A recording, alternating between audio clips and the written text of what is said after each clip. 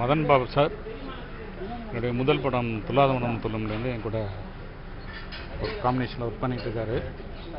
ரொம்ப ஒரு கம்ஃபர்டான ஒரு ஆக்டிவிஸ்ட்டு. சிரித்தாதான் காமெடி அப்படின்னு நினைப்போம். சிரிக்கிறதே ஒரு காமெடியாக, அதுவும் ரசிக்கும்படியாக கொண்டு வந்து ஒரு அற்புதமான ஒரு விஷயமாக கொடுத்தவர் வந்து மதன் பாபு சார். சினிமாவை தவிர்த்து மற்ற விஷயங்கள் எது கேட்டாலும், எந்த நேரம் எந்த உதவி கேட்டாலும், அப்போல்லாம் வந்து ஒரு லேண்ட்லைன் ஃபோன் வாங்குறது அவ்வளோ கஷ்டம். என்னமோ பண்ணி அப்போ எங்கள் வீட்டில் பழவந்தாங்கில் இருக்கும்போது எனக்கு ஒரு லேண்ட்லைன் ஃபோன் வாங்கி கொடுங்கன்னு கேட்டேன். உடனே பண்ணி கொடுப்பாரு. ஸோ இந்த மாதிரி உதவி செய்கிற மனப்பான்மை வந்து அவருக்கு ரொம்ப ஜாஸ்தி. எந்த ஃபீல்டில் இருப்பார் அப்படின்னு தெரியாது. நல்ல பாக்ஸர் அவர். அப்புறம் வந்து மியூசிஷியன், நல்ல மியூசிஷியன், ஒரு மியூசிக் ட்ரூப் வச்சு நடத்திட்டு இருக்காரு. ஸோ எந்த வகையில் போனாலும் எல்லாமே தெரிந்த ஒரு மனிதன், ஒரு மனிதநேயமிக்க ஒரு அற்புதமான ஒரு மனிதர்.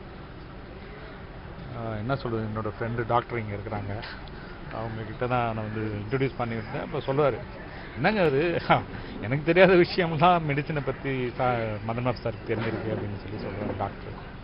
ரொம்ப ஆச்சரியமான ஒரு விஷயம். ரொம்ப ஒரு அற்புதமான மனிதர். அவருக்கு இந்த மாதிரி ஒரு டிசீஸ் வந்துடக்கூடாது. ரொம்ப வருத்தமாக 3 மாதம் முன்னாடியே சார் சொன்னார் போய் பார்த்து வந்துடுவோம்னா, நான் இவ்வளோ சீக்கிரம் அது இதாகிடும் அப்படின்னு நானே எதிர்பார்க்கல. ரொம்ப அதிர்ச்சியாக இருந்தது எனக்கு.